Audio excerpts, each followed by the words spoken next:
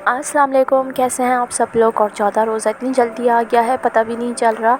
और यहाँ पे बस सहरी की तैयारी हो रही थी। ऑलमोस्ट 3:30 के वक्त हम लोग उठ जाते हैं, क्योंकि 4 लोगों के लिए सहरी बनाना कोई भी ऐसा मुश्किल काम नहीं है।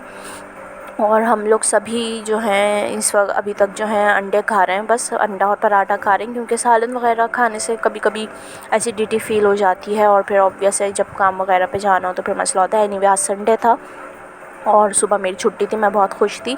और इसी खुशी में 6 बज गए, फ़जर की नमाज़ पढ़ के भी फ्री हो गई थी, कुरान पाक भी पढ़ लिया, लेकिन नींद नहीं आ रही थी। खैर एनीवे आ गई थी थोड़ी देर में नींद। और फिर उसके बाद मैं उठी थी ऑलमोस्ट 12 बजे के करीब।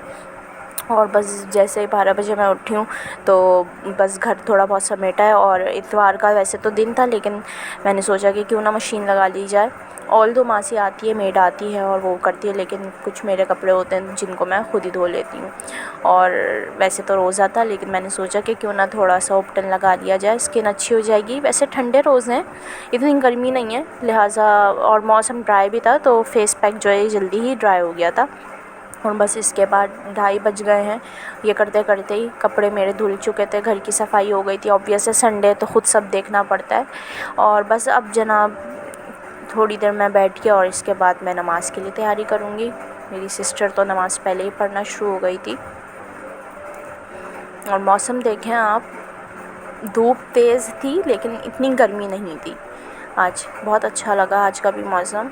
और माशाल्लाह से देखें 4 रोज़ हो गए, लेकिन मौसम जो इतना अच्छा हो गया ना, उसकी वजह से मालूम ही नहीं हो रहा कि रोज़े आ चुके हैं। ना प्यास लगती है पूरा दिन, ना भूख लगती है।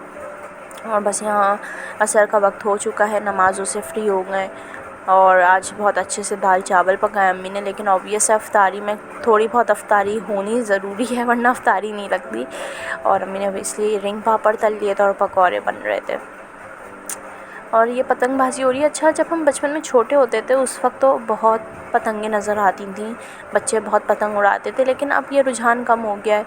दूर दूर कहीं एक एक पतंग उड़ती हुई बस नज़र आ जाती है। और ये नहीं, हमारे पड़ोसियों के जैसे बिरयानी आई थी, वहाँ बच्चों ने उनके रोज़ा रखा था, उनकी रोज़ा कुशाई थी। और इसके अलावा कल के बचे हुए दही फुल्के और चने भी थे, और सेब काट लिया था। इसके अलावा ये नेशनल का चार था, जो कि दाल चावलों के साथ बहुत इम्पॉर्टेंट है। और ये बस हमारा इफ़्तार स्प्रेड है और बहुत मज़ा आता है। We really enjoyed sitting together and having इफ़्तार्स। एक अलग ही वाइब होती है इनकी। And this was my plate. इसमें 150 ग्राम राइस थे, बाकी इसी के आसपास जो है दाल थी, और ऑफिस है वो 2-1 पकौड़े और थोड़े से वो रिंग चिप्स चलते हैं। और ये कपड़े ड्राई हो गए थे, तो बस मैंने सोचा कि जब तक इशा नहीं हो जाती मैं फ़ौरन इनको तह लगाऊँ। थोड़ी सी मुझे पढ़ाई करनी थी, वो भी मैंने कर ली थी। और बस इशा की नमाज़ से जैसे फ्री हुई हूँ तो सोने का वक्त हो गया था। और सर्दी इतनी लग रही है मुझे कि मैं बिल्कुल सॉक्स नहीं उतारा आज मैंने पूरा दिन। तो बस यही रूटीन थी। इंशाल्लाह कल मुलाकात होगी आप लोगों से। अपना ख्याल रखें और रोज़े रखें, इबादतें करें और दुआओं में याद रखें। अल्लाह हाफ़िज़।